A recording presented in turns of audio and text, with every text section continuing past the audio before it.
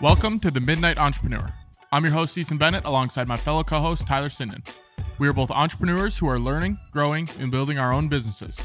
Our goal is to share our experiences and knowledge to help you grow and become a successful entrepreneur. Strap in.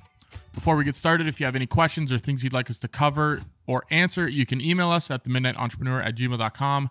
And if you'd like to join our business Discord where we talk about wins, business problems, or general questions, shoot us a message and we will get you in there. Tyler, what's going on, my man? We had a little bit of a hiatus, but we're here. We're back. First thing I'd like to say is sorry, Jorge. Yeah, I'm not too happy that we missed it. We can no longer say that we've been going for X amount of years and we've never missed an episode. But, I mean, what can we do now? We can only just nothing. Continue doing it and never miss another day from here on out, I guess. It's maybe a better thing now that we could say we've missed one episode and we were upset about it. I was very upset, but yeah, we'll learn from it and plan a little bit better. It's made me think that maybe we should get a week ahead just in case, just so if something like that does ever happen again. But yeah, I'm not too happy about it. I just got back from sushi. What's going on with you? I think I see a picture of you on your wall here. Yeah, you can probably see it on the FaceTime cam here, but probably not on the camera that the people are looking at. But yeah, a little photo up above here. Things are good. I'm in Bismarck right now. I did not just have sushi. I just munched on some Chex Mix, if that counts. But yeah, things have been good. The reason we missed last week is scheduling is a little bit of a nightmare, but I agree with you that maybe we should just have one in the vault where it's not necessarily like episode 62 or whatever, but we just have one stored there in case it ever does come up, and then we have it. So that episode, maybe we don't talk about like anything new that's been happening, but we be good to have one because yeah, I probably was less upset than you were, but still sucked that we had to break that streak because I think it was 50. We're on 56. Yeah, there was. This is 57. Yeah, so yeah, I don't know if you saw I'm pretty sure you saw the episode title for the next week, but that's pretty much what it comes down to. And maybe we could have filmed it, and I would have had to stay up maybe a couple hours after my bedtime, but it's done now. Can't continue sulking about it. We just move on from here. What's been going on with you? Exactly. Going forward. It's been busy month, big month. I think last month was the biggest like financial month I've ever had, which is pretty cool to see. It's a little bit motivating to keep that ball rolling in the right direction. I know last episode when we talked, I had a meeting with the chamber. It was supposed to be this Monday, so 4 days ago, and they moved it because they wanted to have an internal meeting before they met with me. They said they just got a lot going on. They got a couple events this week and next week. So we have moved that to the week of like the 19th or 20th, that Thursday or Friday, just because I'll be out of town for 2 weeks anyway, so I won't be able to meet with them. So that kind of sucks. I was hoping to give some updates as far as that goes, but hopefully have good news the week that we meet. Nice. Yeah, I feel like you were talking about that before, where was this the client that they missed your first call or your first day that you guys were going to be meeting, and then you're like, okay, I can't get you back on the schedule until this date. Is that the same client or is that someone else? No, that was probably somebody else. This one, the first meeting, I actually thought it was a Zoom call, and it was actually at their office. Ooh. So I was like 5 minutes late to it. But I called her and I said, I'm just hopping on my computer here, and I see that you have in the conference room from be 5 minutes late, and she was totally fine with it. So no, this client, it's the chamber for the city. So it's going well so far. Hopefully they like the ideas. That's kind of what we were going to go over. I think I sent them like 6 or 7 ideas, so we'll kind of walk through those. But yeah, they were busy, and I'm busy, and I won't be back and mine not until like the 18th. So I'll just meet with them when I get back. So what has been different with this past month? Because you said it was your best month so far. Do you think it's just combination, a lot of stuff piling up, or your partnership with your business partner, or how do you think you achieved your best month so far? I think it was just a lot of projects just came and like they just happened to be going on during that time. I don't know what the reasoning for that is. But yeah, just a lot of clients wanted to shoot video. So we were shooting a lot of video. And it was probably, can you hear that? Mm-hmm. Yeah, it's like the upstairs apartment, my girlfriend's apartment, the upstairs apartment washer and dryer always does that. But we shot all the projects here like a month or two ago, and then this is when all the checks are hitting. So it's a little bit delayed from when all the shoots were. But ironically enough, the business partner that I've been with, I just sent out the first round of invoices for the whole year. So it had nothing to do with that. So hopefully October and November are just as strong as the previous months. What do you mean you just sent out the invoices for that? So like everything we've shot in the last 2-3 months, I haven't billed them at all for it until Monday or Tuesday. And those are only clients from the partnership? Yep, that's everything he's brought in and everything he's worked. So all the projects that I've been shooting for him and editing for him, I haven't gotten paid for any of those, which is exciting because that means the previous good months are all my own doing, which means we're in the right direction. And this is kind of just a little bump from him. So you think the VBA helped out with that a little bit, or? Yeah, and as far as the VBA goes, which if you guys forgot, the Video Business Academy, like coaching mentorship program, I've kind of just like weaned off of it a little bit. I haven't been here. One, I've been super busy because of all of the shoots and everything, so I can't even really join the live calls. But yeah, I haven't been in a live call in over a month, I don't think, and they've been sending me messages like, how are things going? And I still fill out like the monthly reports and everything. But their accountability that they're trying to get me to do outreach stuff, I just don't have time for it right now. So I've been a little bit non-existent. But I think it's helped get me to where I'm at today for sure. Hire yourself an editor. I think that's something that's going to be coming up for me as well with Arte's subscription coming back up. And I haven't been as engaged as I first was when I first joined, where I had a set thing that I would do every single morning where I would watch one of their banked videos. And I haven't done that in quite some time, and especially since starting marathon and maybe just more so Ironman training, I haven't really been able to be as focused in the group. Like I haven't been joining the masterminds on Saturday morning because that's usually when I do my bikes now. And then same thing, I do try and join there's like a young guns type of mastermind that I do join. And I have been missing a couple episodes from like Andy and Ed, which I'm not too happy about. So because I'm assuming that's going to be coming up within the next few months, I've been debating if I should continue with that or not, but we'll see when it comes up. Yeah. And the one thing I'm realizing, I don't know if like the original spark wears off. Maybe it's around that 6-month mark. Yeah. 7-month mark where it's like, okay, it's a lot of the same. That's kind of what I'm feeling in the calls. Like I keep getting the same repetitive messages, and I kind of already know what they're going to say before I ask a question. So not saying it's bad or anything, but just not as beneficial as it was, I think, in the beginning when you're learning all that new information. Yeah, you definitely get that boost of motivation when you first sign up, and that massive paycheck that you got to send them. It's like, okay, I'm getting my money's worth. I'm putting the time in, putting the effort in, and it's something new at the same time. And I know we've talked about that previously. Whenever you're starting something new, you get all that built up anticipation and motivation to do it and go out and get your money's worth. And I think it just might be wearing off a little bit, especially for you and me. Yeah, for sure. And it sucks because it's a monthly. I think, was yours up front, your payment? Yeah, I could have done monthly, but it's the classic discount if you pay in full. So I did the full. Yeah, mine's monthly, so it sucks seeing it come out every month. And then I'm like, yeah, that was it's cool. And I went to those, and I just keep paying them. So I think I got, October, November, December, January, 4 months left. And then I'll be out of it. But yeah, other than that, documentary cut. I had to pull an all-nighter the other night to finish a video that was due Wednesday morning. Stayed up till like 4:30. I think I texted you late, or I tweeted at you. Yeah.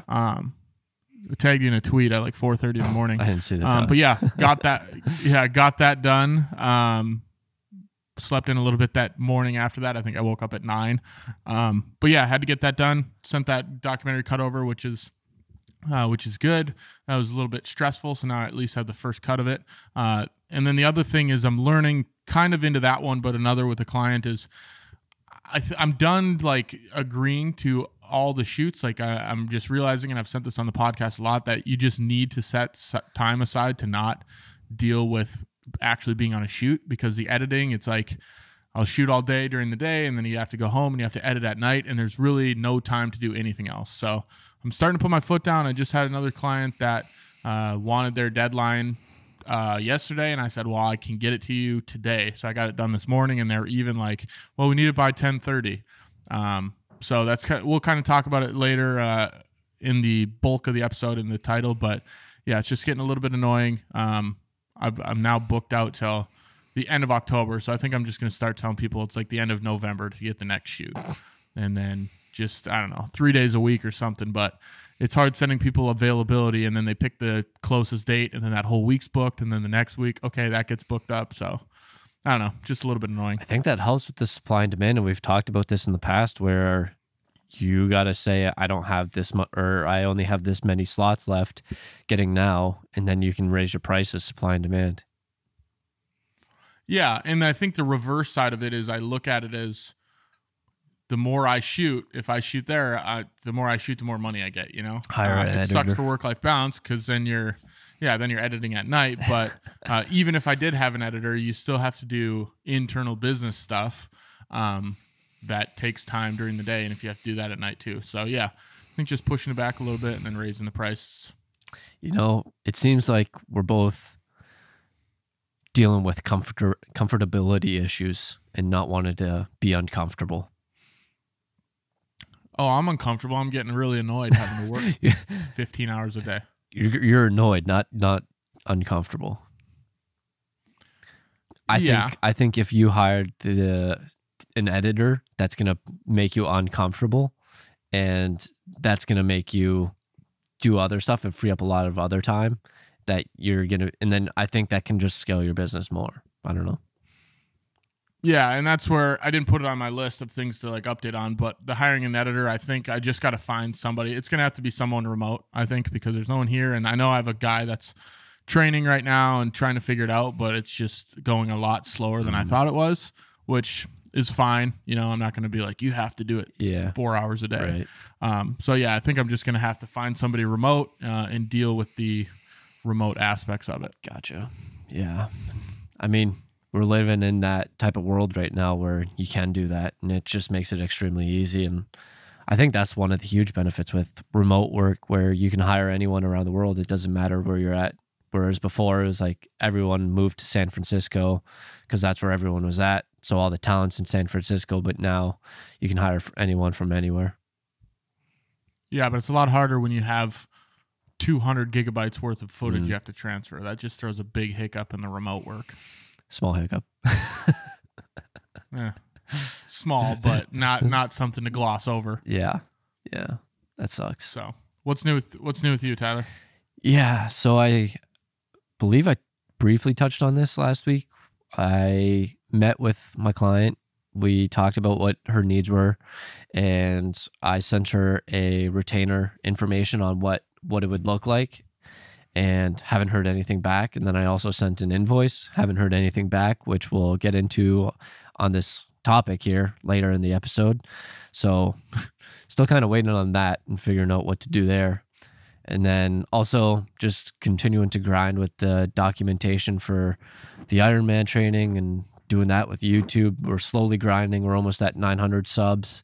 I think last time we filmed, that was around 800. So it's been going up pretty good, which is nice to see. Yeah, you're on that YouTube grind. We're not going to talk about your one update because that's going to be the bulk of our episode, is dealing with unpaid invoices and reaching back out to clients and what to do there. So we'll kind of gloss over that one.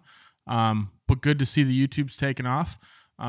Maybe one day you'll just be a YouTube star doing Ironmans. It's Goggins Jr. It's basically just the shorts that are getting pushed, I guess. Because whenever I look, I guess there is a few older videos. I made one to branch off of it. So I have one video about caffeine, and so many people watch that one. And I think that's over 10,000 views now. And I don't know if I'm getting any subs from that, but I'm consistent. The thing with shorts, I'm seeing consistent views with that. And a lot of the times it's not right when you post it. It's a couple days later. It's maybe 5 days later, a week later, whatever it is. But there's like a lot of consistent views with it. Where with Instagram and TikTok, it's usually just that first initial push. And then after that, it's nothing. And then if it doesn't get anything past that one stage, it typically won't get any more views. But if it does get past that stage, it might get more views. So I have had a few videos, say on Instagram, that got past it and got a few extra views and a few extra likes, a few extra follows. But it's interesting with shorts where they just kind of seem like they continuously push out. But like my long form content hasn't been really popping. Yeah, shorts I think it's very underrated because I think out of like TikTok, Instagram, and shorts is probably my favorite to post on. It's so easy.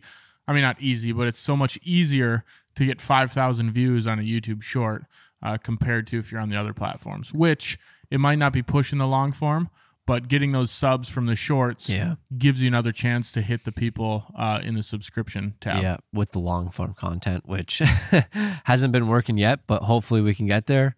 Hopefully I can come up with some ideas that maybe people will want to watch, but we haven't got there yet. I posted my last 2 videos, haven't done too much. I think I'm around 25 views on those. And I was thinking about posting a story on Instagram and be like, check out my YouTube video. And then I created a couple new highlights. One's the receipts, and then one's Ironman training. And I was thinking if I did do the YouTube videos, I could put it in that highlight. And then if anyone ever comes on my profile and they start following me or whatever, they go through like the Ironman highlights and then they end up hitting on the YouTube video, and then that just creates a link towards that and then creates views over there and then potential subs. So I was thinking about doing that. Yeah, you got to be promoting those YouTube videos on the other social platforms, my guy. Yeah, I'm not big on that. I don't know why. Why? This is like the starting stages of me doing like our 30-day challenge that we did, where it's so it's like a whole nother ballpark of caring what other people think. Yeah, well, if you don't care what they see on the shorts, they're just going to see the longer form anyways. Yeah. Cool. All right, so let's go into this week's news story. Mr. Beast and BBC stars used in deep fake scam videos. Have you seen any of these, Tyler? Like actually in the wild? No, I haven't been. Maybe I just never noticed because I couldn't tell the difference, but I don't think I have. The first time I actually saw it was with Mr. Beast on X. He posted about it and he said something about Facebook and how they're shit and like this is an AI version of me and you're letting it run as a Facebook ad. And he just made a tweet about it and I'm like, damn, that's fucked up. And then I saw this news topic, so I was like, okay, AI is a pretty big topic. I think we could probably cover this. So I haven't personally seen the targeted ad to me, but I did see Mr. Beast tweet about it. What about you? Have you seen any? I've seen, I think just yesterday or 2 days ago, I saw something Mr. Beast, and you can tell that it's fake. Oh, really? And it was the iPhone one. So yeah, I definitely have gotten hit with that, and I'm like, that's crazy. I've also seen a couple like Joe Rogan ones where it's fake voices, and Elon Musk one. So yeah, I mean, these deep fakes, they're still, you can definitely still tell that they're fake, but I mean, they're getting more and more real. I think there is some where it's like, okay, is it like... Especially with some people that some people that say stupid shit. It's like, I can't tell if this is actually like AI or if this is like real, because it's like, that's probably something that they would say. And I was, especially with, what's the parody accounts, like AOC parody, where it's like, oh yeah. You ever see that stuff where it's like, I can't tell if this is like something she actually said or not, because it's so outrageous and she says so much stupid shit. So it's like with this AI, I saw one with Elon Musk and I was like, damn, that's pretty real. And then like, it's funny because at the start it's like, is this real? And then it like goes into, it says something like completely outrageous. It's like, oh, okay, this is fake. Yeah, but the beginning always seems real, and then they go into something about like, you know, robbing a person and taking their car because it's good as to be a what is it, toxic masculinity or something like that. Like it just turns ridiculous, you know, something like that. But yeah, I mean, they're getting more and more real. I'm pretty sure it's strictly for the people that just like can fall for any scams, like my grandpa on Facebook or something like that. So if you're somewhat intelligent, I think you can figure out that it's a fake ad and a fake celebrity.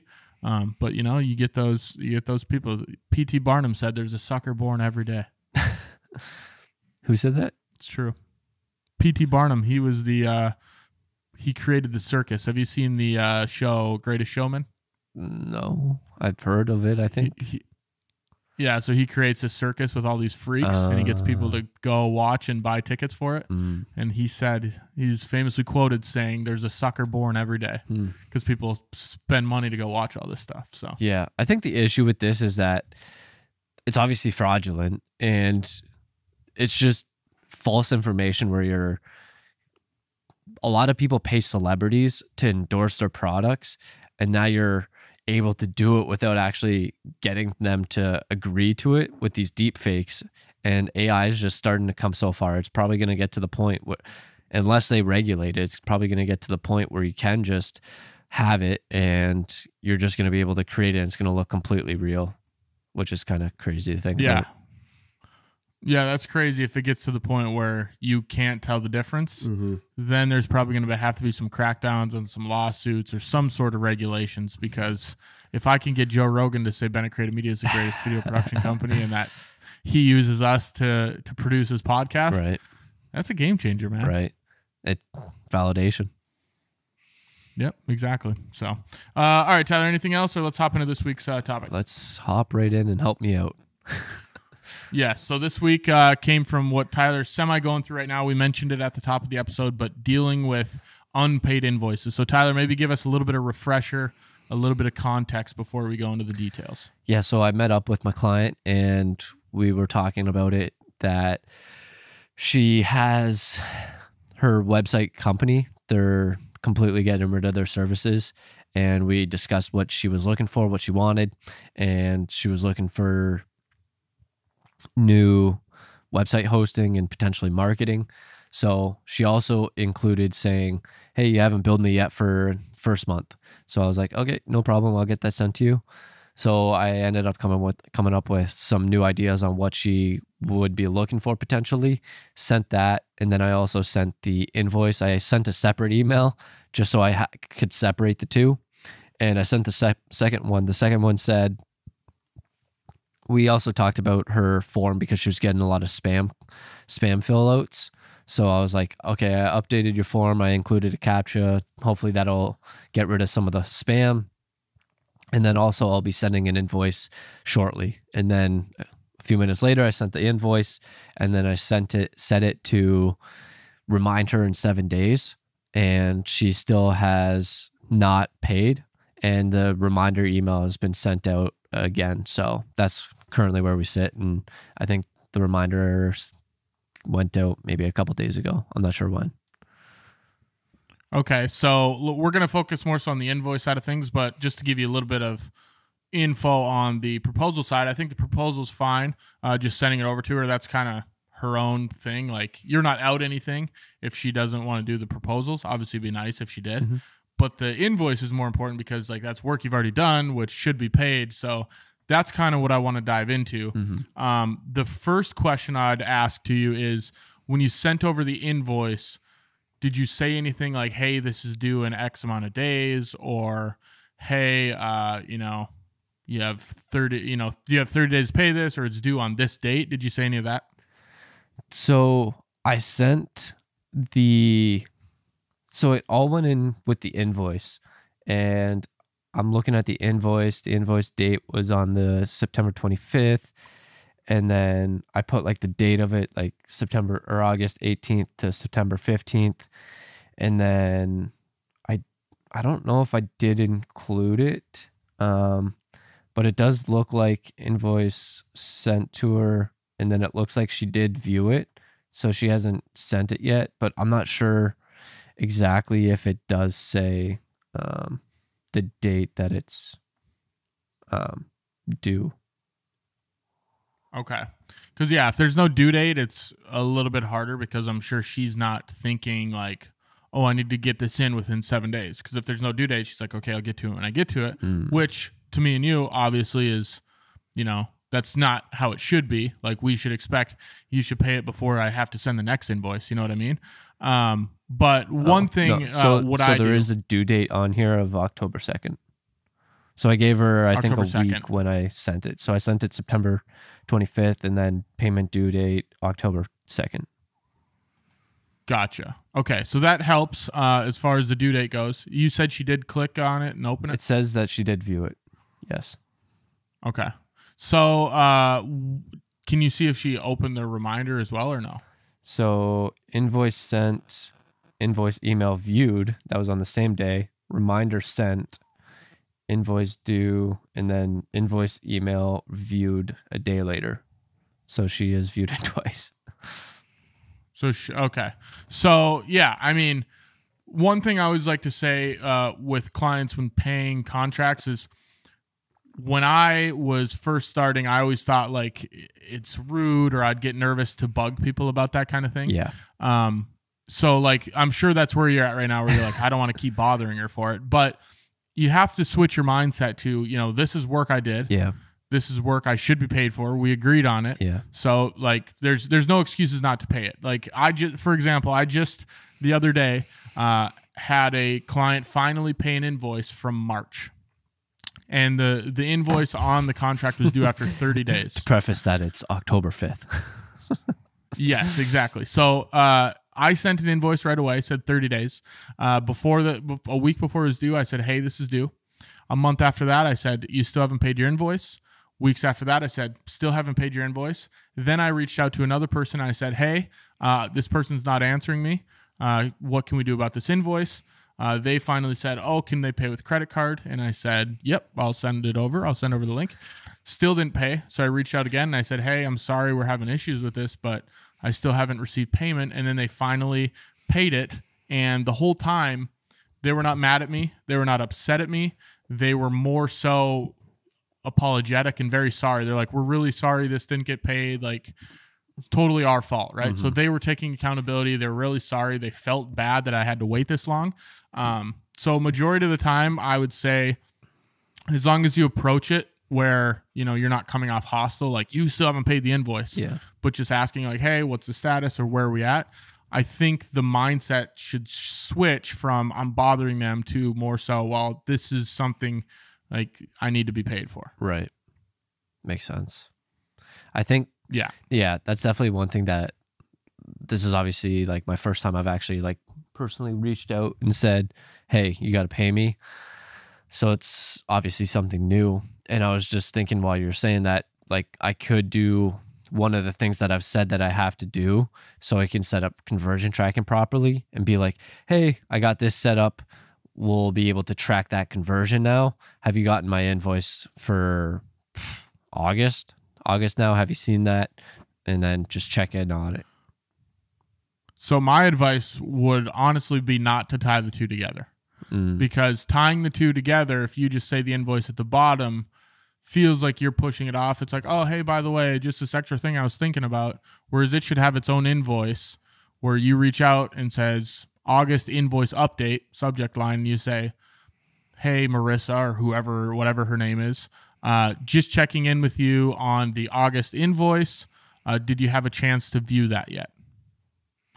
So literally call it up front, because if you get an email that has multiple different things, it's easy to forget about something in the email or purposely not respond to part of an email. Yeah. But if you get an email that's strictly, this is the topic I want to talk about in this email, it's harder to ignore that. Right. That makes sense. And I guess a follow-up question would be, did you, before you started this, did you outline a contract or anything of how payment's going to go or payment terms? I think I know your answer already, but I'll let you answer and then I'll give you advice on the answer I think I know is coming. I don't think I need advice on it because I think I know what the right answer is. But no, we did not. We had a call and basically she asked how much it would be, what it would look like, and we went over that. So no, there was no contract. Yeah, so honestly, like I wouldn't feel bad for that or anything. When I started, I wasn't using contracts either. I think it's just something you go through. But one thing that I always do is, I would say 95% of the time is have a contract. And the reason you do this is one, so if you ever have to take them to court, you can, but that's kind of not really the most important reason, because I've never had to take anyone to court. I don't ever want to have to take someone to court, but more so to have the contract at the beginning where you guys can have a conversation going over expectations. So that's the biggest thing. I used to have a call, like a meeting to go over it, but now I just record a video and send it. We're all walk through the contract and talk about, if we're specifically talking about payment, I'll outline it on their payment terms. If it's a retainer, you'd say, the services start on October 1st and they end on October 31st. The payment for this is $500, whatever it is. I will send you an invoice the 1st of every single month, or maybe it's the 15th in your case. I'll send you an invoice the 1st of every single month. It is due by the end of the month. So either October 31st or October 30th. So that's what I do with all my retainers. And then, so they have 30 days to pay it, the previous month before we start the next one. And then I will send out a reminder 7 days before the due date. So, if it's October 24th, I'll send out a reminder that says, hey, your invoice for October services, whatever, is due on October 31st, and then in parentheses, next Friday, whatever it is. So that gives them a reminder. And then there's no way that they can say, oh, I didn't see it, because one, you talked about it up front with the expectations in the contract. Two, you sent it on October 1st saying, hey, here's October services. It's due October 31st.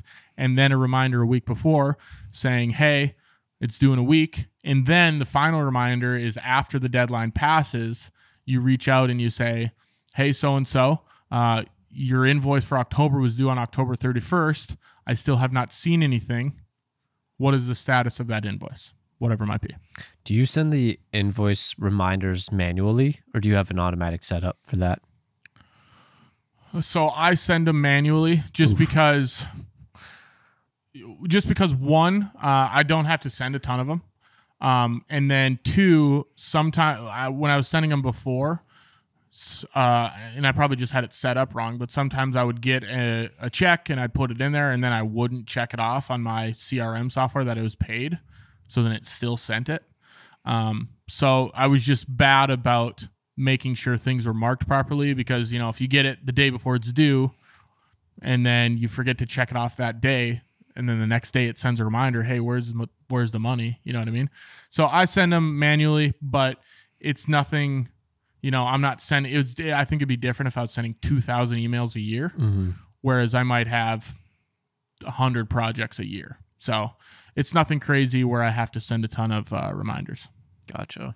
I was going to say, that's probably something that you could automate, because for Square, it was extremely simple where I choose when to send the reminder email, and I thought that was really easy for all that to be set up, and then it just automatically does it. One thing I'm not a fan of it is it sends it to me too. It's like... yeah, I think you could turn that off. Probably. I've just got to play around with it a little bit.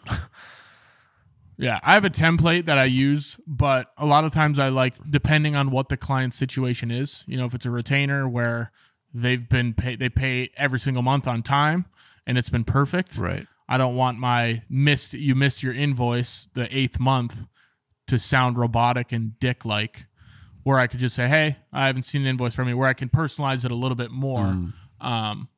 But I do have a starter template that I just use on my email. You just click the template and it pops in there, and then I change a couple things, but I don't want it to be too robotic on those invoice reminders. I feel like you could probably customize them.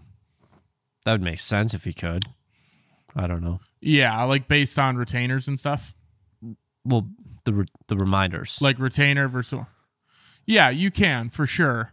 But I found that, like, as much as you customize them, sometimes they don't work perfectly for that specific client, because I talk differently with specific clients, so like, a client I've been working with for 4 years, we're buddies and we text all the time. Yeah, that person, I might just say, hey dude, here's the invoice for October, where that's more natural, instead of, hello sir, your invoice for services rendered in October is due this, that, the other thing, So I like to, it doesn't take up that much time. I get a notification on my CRM that just says, payment hasn't been paid or whatever it is, and then I send it out. But yeah, it doesn't take up too much time. How do you I'm sure I'll automate it eventually, but for now it's fine. How do you invoice? I believe you told me, but do you want to just like go software or what do I send them? Yeah, just go over like how it works for you, the process. Yeah, so how I invoice is I have a document on my computer called, what is it called? Client invoice temp. Let's see here. Client doc templates. That's a folder I have. And then in here I have temp invoice. So temporary invoice. And then it's just a like a fill-in document on Google Docs. And I just change the prices, the name of what the project is, and the date and the client and everything. And then I just export it as a PDF and send it. So previously I was using Studio Ninja for all of my stuff to send like invoices and to track all that. And it's super clunky where I was sick of using it. And plus I didn't use the feature where they can pay online anyways, because I don't want to pay a 2.7% credit card fee or whatever it is. Yeah. It's fine if you're selling, smaller projects, but the credit card payment I just got from the client that didn't pay since March was $4,888.92. And the fee just for them to pay with the credit card was $145. Jeez. So it's like, if I'm having these big projects, it's fine if you got $100 project, it takes $2, right? But when you have these big projects, it's taking $150 every time. Like that adds up a little bit. So I strictly do checks. At the bottom, it says payments can be either wired to this and then has my bank account information, or checks can be sent to this address. And then the only time I ever do a credit card is if a client specifically requests it. So how would a credit card work? Well, I just send them through QuickBooks. Oh, okay. So I'm sure it's similar to Square. I just send it through QuickBooks, which is the accounting software I use, and then they can just pay it on there. What do you think clients prefer to use? Or what, like, especially you could be able to answer that. What do you prefer to use? Like what I prefer to get or prefer to use? Like send people? Send people. I prefer to send, like if I'm paying a vendor. Yeah. Well, I'll go over both of them. If I'm paying a vendor, like a subcontract or something, I like to pay with a credit card. Yeah. Mainly because one, I don't have to pay the fees, and two, I can get points for it. Right. So I like to get those business points. But if I'm receiving something, ideally a bank transfer is perfect. Right. But 98% of all the invoices I get are check, because a lot of the businesses have accounting departments or they write all their checks at the same time. So they're writing a shit ton of checks anyways. Mm-hmm. But yeah, I mean, if everything was bank deposit, would be awesome. Then I wouldn't ever have to deposit checks and just go into my account. So much easier. Yeah, I assumed people would prefer credit cards just because you get the points. You don't have to pay the fee. It's just that price. And like I use credit cards for everything. I don't even use, actually, I use debit card for one thing because I got $10 off. But yeah. Target? No, my phone bill, I get $10 off if I link my, I think it's my bank account actually. I don't know what it is. I was actually watching a video where they're like, you shouldn't do that because if they get hacked, they have your information now for your either bank information or your debit information. So yeah, I typically use credit card for everything just because, I don't know, that's just what I've always done. And I've always just used my credit card as a debit card. Like I won't spend money I don't have. I never understood how people get like thousands and thousands of dollars in debt. It's like, the fuck are you doing? Like, yeah, have some self-control. Well, that's where you get paid back so much when you use a credit card. Like I do the same thing. I just use my credit card for everything and then just pay it off with whatever's in my bank account. Right.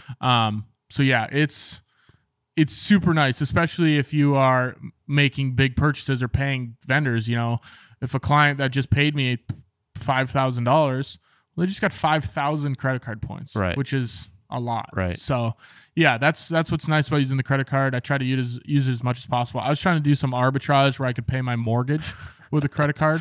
But then you have to go through like a foreign app, and then it ends up being more expensive to do it that way. Everything type of app. So I didn't, but Yeah, it's in Dubai. But yeah, it's credit cards are the jam. Maybe we'll do an episode on credit cards, business credit cards. That's not my jam, but I mean, maybe you can talk on it. Mine either. We'll just I riff have them. on. That's all I'd say. Get the best one. I don't know what the best one is. Just get it. Yeah, I don't either. Depends what you want. That's the big thing about credit cards. Do you want flight points? Do you want restaurant stuff? Do you want, so. Yeah. I know people in Arte ask about that, and I have no idea. I try to get the best one for the best cash back because, I mean, at the end of the day, that's the easiest way to use it. Where if you get the flight points, then you're just building up flights, and then you can basically only use it for flights. So, and cashback's I think cashback's the easiest. Yeah, I like Amex because you can use the Amex points for whatever you want, and then each point is worth a different amount depending on what you use it for. So if you use right now I have 140,000 Amex points. Look at you. And if you use it for flights, every point is a cent, so that's like $1,400. If you use it for cash back, you only get like $1,000 back. If you use it for hotels, it's worth like $1,200. So I like that because of the flexibility. If I want to pull it out as cash, I can, or if I just want to bank it up to fly to freaking Missouri 14 times, Canada. I can do that too. Yeah, Come to Toronto. Yeah. I'll have to do that at some point. I'll need 500,000 Amex points. Yeah, right. I don't think. Maybe it would. Nah. Flights aren't that bad. It's not that no, much. you fly into Detroit. I'll pick you up. Yeah, I'll just drive up there, rent a car, rent a bike. Hell yeah. Rent a road Tyler, bike. you got anything else? Rent a road bike. We'll race around. It's like Dumb and Dumber. Get 40 miles to the gallon on this hog. You got anything else on unpaid invoices? Any more questions I can help with? Give me a second here. I just want to. So how did you get over the hump of you not thinking that it was a or I don't know the proper term, like you were talking about it earlier where. Yeah. Like it's your fault. Yeah. How'd you get over that? Just like over time? Yeah, I think eventually I was like, well, technically this is my money, so you should give it to me. Yeah. Yeah. Like we had an agreement. This is the services I did. I provided my end. Now you have to provide your end. I'm sure some of it stemmed from times back in the day when I really needed the money. When I was like, I need this to be able to live this month. Yeah, exactly. But that's what's funny. Like the 5,000 from the client. I almost said the client's in there. The 5,000 from the client. I like forgot about it, and then like once a month I'd think, I'm like, oh shit, I should send a reminder for that. Whereas before $5,000, I'd be on them like flies on shit. But it's your only client, that's why. Yeah, exactly. But yeah, eventually I just started to not care. You start to do so many transactions where it's like, well, you owe me this money. I'm not gonna. This is a business transaction. Right. It's not like emotional. We don't have to get emotional about this. And I think it's easier with the more high-end clients you work with. Whereas if the low-end clients, it might be coming directly out of their pocket. If you have a $500 job, that $500 means a lot more to them. Yeah. Where the client I shop for is on the frickin' NASDAQ and they're worth $2 billion. I don't care. They don't care about $5,000, so I shouldn't care about bothering them for it. So. Right. Yeah. I think it'll just come a time, and it's something new for me that I'll have to get used to, and I think that's what happens with you, where you just got used to it, and it just kind of got normal. And yeah, you got to take the emotions out of it. Yeah. Also, I would maybe have a conversation after this one's paid, or once you figure this one out, to say, my apologies for not talking about this at the beginning or whatever, but say, moving forward, I'll send them on the 15th of the month or whatever it is. And then the due date will be the 15th of the following month, just so we're on the same page. Or maybe next time, you have a call with her or anything like, oh, one last thing I wanted to bring up. And then you could say, and then we're both on the same page. We know you got a month to pay it, and that should be plenty of time. Yeah. So then they can't be like, well, you didn't say anything. And if they do say something, well, like, no, we want to have the flexibility. Well, I say, okay, you pay it, but I'm not working on the next month until it's paid. or whatever that might be. So I don't think you're going to have any pushback, but it's good to have that conversation up front. So then you have a little bit of leverage when the time does come and they don't pay it, and you could say, hey, you agreed to pay this. What's going on? Why do you think, I don't know if this is the right word, but why do you think talking about money has become such a taboo topic where people don't really like to talk about it, or awkward type of conversation? Yeah, I don't know. I think it's just because it's such a wide spectrum. You know, some people are making a lot of money. Some people are making a little bit of money. People have such wide views about the way people earn their money or spend their money, where it's almost, I feel like people almost think it's like an infringement of privacy. Yeah. Plus, I think jealousy comes into it, where you start talking about money. Say you and your friends are out at the bar talking, and so-and-so's talking about, yeah, I made $120,000 and I just bought this new boat. Well, then the friend that's making $40,000 starts to get envious and a little bit upset. Yeah. So I think that's why people just tend to shy away from it, where I think talking about it, I enjoy talking about it, because if you don't talk about it, you can't really progress. But I think some people think it comes off cocky, you know? Like even before, when we first started this podcast, I never wanted to say financials. I never wanted to say I had a $5,000 client that wouldn't pay. I'd be like, oh, I had a client that didn't pay, you know? But I feel like just to give transparency, it's better to talk about it, where it shouldn't be so taboo, like you said. Yeah.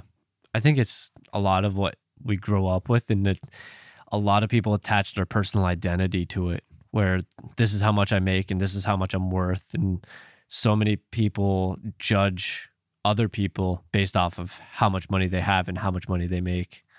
And people might not be happy with what they make, and that's why they don't want to talk about it. Like if you only make $40,000 a year, it's kind of sucks to say, because like you're, other than the people that don't really work or work part-time, you're near the bottom. And then, which is that average? I don't even know what the average is, but it's probably slightly below average, I'd say.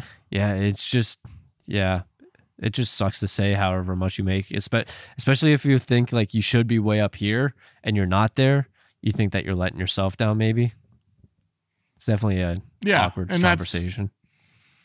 Like you said, when people tie their identity to it, I think it should switch more to, you know, are you happy doing, you know, if someone's making $40,000 a year and all they do is freaking mow lawns for 2 hours in the morning and then they play video games for the rest of the day, they might be loving life, right? So it shouldn't depend on like, oh, you have to make $120,000 or I look down on you. Yeah. If you're making $50,000 and you're like, I can do whatever I want. Yeah. I get a freaking, you know, I have to work 2 hours a day, do whatever I want, whatever it is.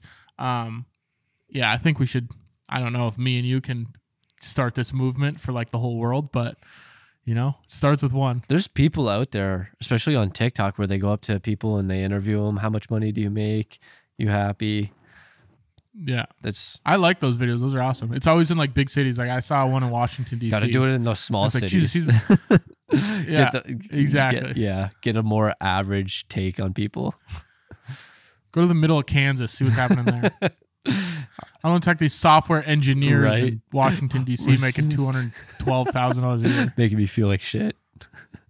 Yeah. I have 3 months of experience and I make $250K plus stocks. Yeah. Yeah. Plus I get 1,500 stocks and I get 2% equity. I'm like, oh, that's cool. I guess I'm in the wrong field. But, exactly. But yeah, if we could cover that up or change it somehow, that'd be awesome. Yeah, but we'll get there. All right, Tyler, business idea of the week. Throwing it over to you. Yeah, so I believe what a lot of entrepreneurs do, they take something that's broken and they try and fix it, or they see an opportunity in the market. And this came from one of the products that we had with Nuevo, and the main issue was, I think it was the vibrations. And I would have been interested because our product is very similar to the Ridge, and I would be interested to buy a Ridge, give it to my dad, and see if it sustains like his beat up with it because he's gone through quite a few of our wallets because I believe it's the vibrations in his truck that he drives and it causes the screws to get loose and they like fall out. So I'd be interested to try a Ridge wallet and see if that same thing happens with them. And if it does, I think there's a flaw in those specific products where you can create something that's better on them, where the vibrations aren't going to cause the screws to fall out, or maybe there's like some mechanism that locks them in place so it doesn't end up falling out. Because my dad, I don't know how, I think he's on like his 3rd or 4th wallet now because I keep breaking on him, and I'm assuming it's because of the vibrations, because we've given those wallets out to other people, and Riley still has one. He said his is perfectly fine, so I'm just trying to find something that's wrong in the marketplace, and this marketplace is something that Riley and I went into, and I just potentially thought of an idea on how to fix it. Would the design be the same? How it's kind of, because it's like one solid piece where you put the cards in the middle and then a money clip on the outside. I think it would be the same. It would just be a different mechanism, because currently how it is, the screws go in to keep like the outer part together. So it's like, it's got like an outer shell. So with the Ridge, I'm pretty sure it's just like an outer aluminum shell. With ours, it's wood. So it's got to be something with the screws where you put them in and maybe there's like a lock and then it can like click and then it's not going to come out from vibrations, because I think that's what's causing the screws to come out from my dad. Can you not glue it, I wonder? Like a super strong ass glue? Yeah, you can. And it's funny because like what happened, my dad came to me and the first time it happened, he's like, yeah, what the fuck's wrong with your wallet? He didn't say that, but that's basically what went through. Implied it. Yeah, that's what went through my head. And then when someone else bought that wallet, I'm like, oh shit. Because like this issue came up and I'm like, okay, I'm going to super glue these screws in so that problem doesn't happen.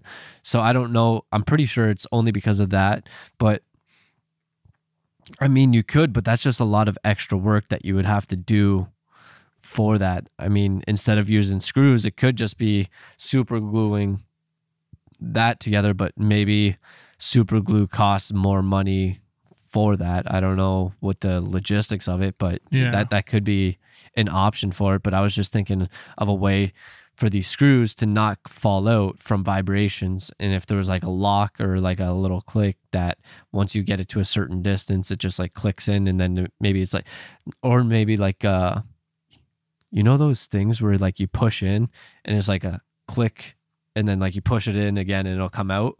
Maybe something like that. I don't know. Oh yeah. Yeah. So like a locking mechanism. Yeah. Yeah. I'd be interested to see. You should buy a Ridge wallet and try it. Yeah, I'll buy it for my dad. Buy $150 wallet, give it to my dad. Yeah. Is that how much they are? Man, they're over $100. Yeah. Oof. Gross. Yeah. Premium product. Gross. Yeah, I guess. If the screws don't fall out, it might be worth it. Maybe. Yeah. And cool. With our wallet, because it's like wood, it can like chip. So with theirs, it's like aluminum. Oh, yeah. So that's not really going to chip or fall apart. So it does have different materials and should last longer. But yeah. I would like a leather wallet with that form factor, because I'm a big fan of leather wallets because of the patina when it kind of gets wore down, and it's like that's the word they use in the leather goods world is patina, like the wear and tear, and then it has a nice feel to it. I'd be curious to see if there's one like that, or if something like that could be made. That'd be cool. So like a leather Ridge wallet? Yeah, because I like the feel of leather. I've always had a leather wallet. Because my only gripe with the Ridge wallet or yours that's similar to the Ridge is it just feels so robust, you know? It feels like I got a piece of metal in my pocket, you know?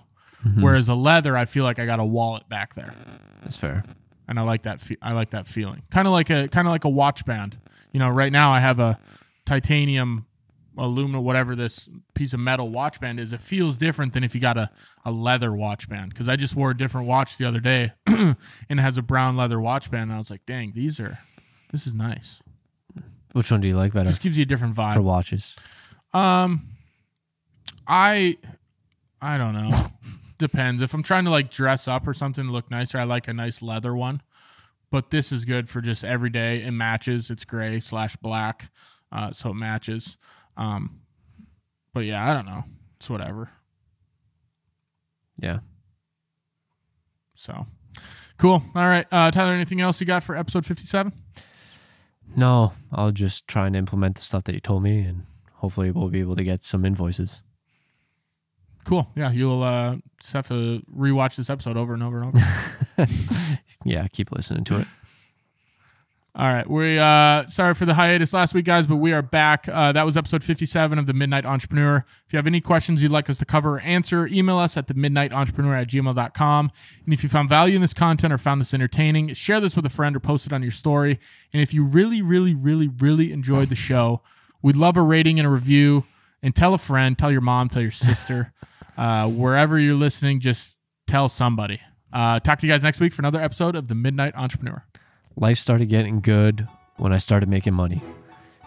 Balthazar Getty.